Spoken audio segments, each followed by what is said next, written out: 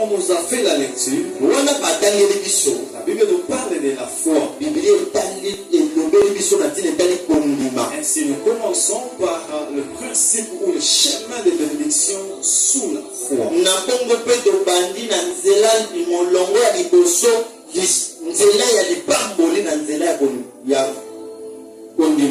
Bible dit, or la foi, c'est une ferme assurance. Des choses qu'on espère et une démonstration de celles qu'on ne voit pas. Dans la foi bien-aimée, pour être béni, il faut croire. Croire de tout ton cœur. Mais croire à des réalités que tu ne vois pas. Mais tu crois que tu les as. À ce que tu ne possèdes pas, tu crois que tu ne possèdes. Ce que tu ne vis pas encore, tu crois que tu le vis.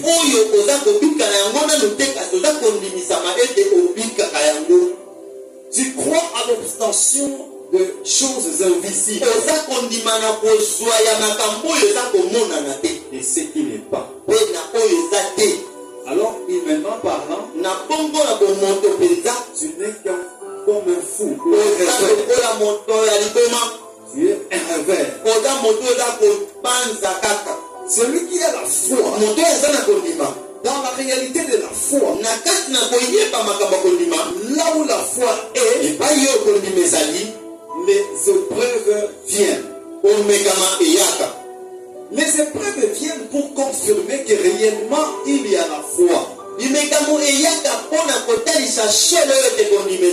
Parce que c'est à quoi tu crois est invisible. Les gens ne les voient pas. Tu peux prier, fais cela, Dieu me l'a donné, mais on ne le voit pas. On ne le sent pas. Et les gens ne vous croiront pas. Pour que les gens vous croient, cette foi soit mise à l'épreuve. C'est pourquoi le livre de 1 Pierre chapitre 1 verset 7 parle de l'épreuve de la foi.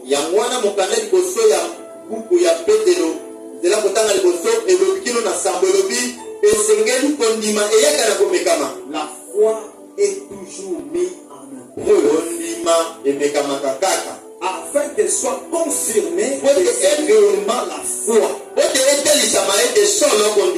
Et les gens suivent ce que vous avez dit ou ce que vous croyez. On lui déclare qu'afin que l'épreuve de votre foi, plus précieuse que l'or périssable, et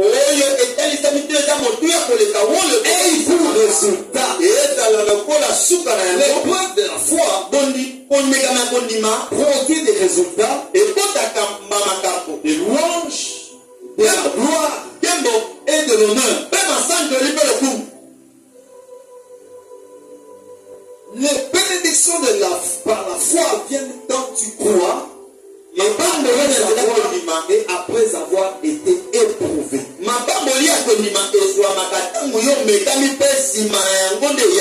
Et dans ces épreuves, il y a des épreuves du temps, des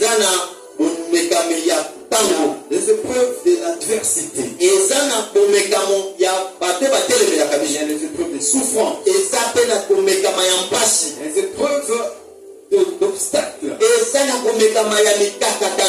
plusieurs sortes d'épreuves. Il y en a bien aimé, et l'une d'elles peut se présenter devant vous. En réalité, qu'est-ce que je vais te dire? En ce qui concerne les épreuves, que les épreuves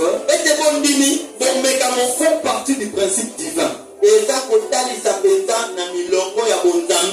épreuves font partie du principe divin. Dis ça à ton prochain pour qu'il le mette dans son cœur. Dis-lui que les épreuves font partie du principe de Dieu.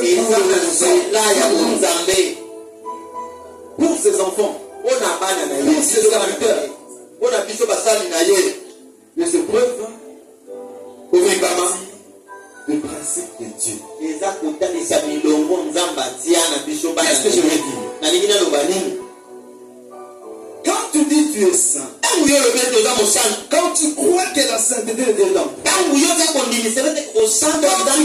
tu t'es converti, la conversion est spirituelle. La sainteté spirituelle.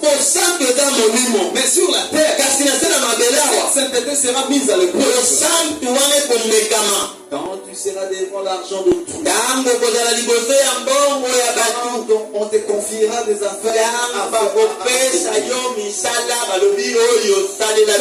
On te donnera la charge de supervision. Je suis fidèle. C'est spirituel. Fidélité. Quand on te confiera, tu seras dans un système où les gens sont en train de tricher. Alors, quand tu vas manifester ce que tu avais dit, tu avais pris, sera mis à l'épreuve. Pour que l'on sache, et que l'on dise, et que les gens confient, cet homme est fidèle. Cet homme est honnête. Quand on te confiera, si en toi il y a fidélité, si en toi il y a honnêteté, Dieu va faire en sorte que tu sois mis quelque part. C'est ça son travail. Son travail, c'est de nous mettre devant les épreuves, de nous poser des examens spirituels. Alléluia. Amen. Deuxième exemple. Si tu dis à Dieu, Seigneur, donne-moi le don de guérison. Mais pas le don de guérison. Il va mettre le don de guérison. Mais comme le don de guérison est spirituel, ce don sera mis à l'épreuve. Dieu va amener les malades. Les gens qui sont malades vont t'appeler. Venez prier pour moi. Et il va augmenter les situations difficiles de maladie. Pour que tu sois mis à l'épreuve. Je lisais une version biblique des livres, toujours, j'appelle ça des livres saints.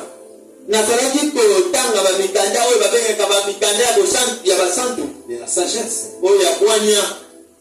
Où on dit dans ces livres, on dit même pour les médecins, on dit quand les médecins sont devant un malade qui ne se guérit point, ils font toutes sortes d'examens, ils font toutes sortes de médicaments et toutes sortes de soins. Cette version dit quelque part, il dit c'est Dieu qui les met à l'épreuve. Parce qu'ils disent je suis docteur, je suis médecin, j'ai des capacités, je sais soigner, guérir les gens. Alors Dieu t'amène les malades. Il augmente les complications dans les malades. Il augmente les complications. Pour que la tête travaille. C'est ton intelligence que tu avais.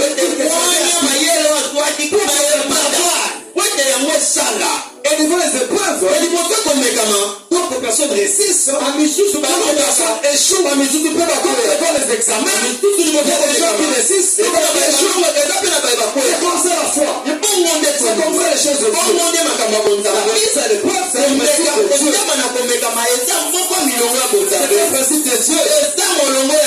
S'il a mis en toi la capacité d'évangélisation, alors il met les épreuves. Tu l'as mis en toi le don de la parole. Le prédicateur. Alors il se met dans l'épreuve. Un coup est beau jour. Je vais te choisir. Va prêcher. Tu vas tu attendais à ce qu'elle va prêcher soir, on te prévient une semaine. Cherche des versets. Dimanche, la mise à l'épreuve, ça ne sera pas comme ça. Ça sera seulement celui qui devait prêcher, il n'est pas prêché. C'est lui qui va créer tout cet empêchement. Et puis,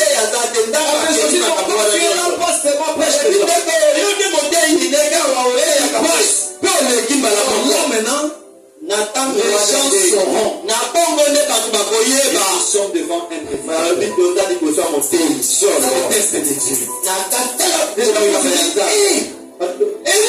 on l'a pris par surprise. Il est passé à l'église, tout est bien passé. Nous sommes édifiés, nos amis, notre préparation est inspirée. Nous sommes en train de détecter la présence d'un ministère de Jésus. La mise en épreuve, c'est un principe. Si tu dis, moi je suis bon. Je suis bon. Moi je donne. C'est les choses que tu as dit. Il va passer aux gens et commencer à t'appeler. À t'embêter. Alors que l'autre te demande 10 francs.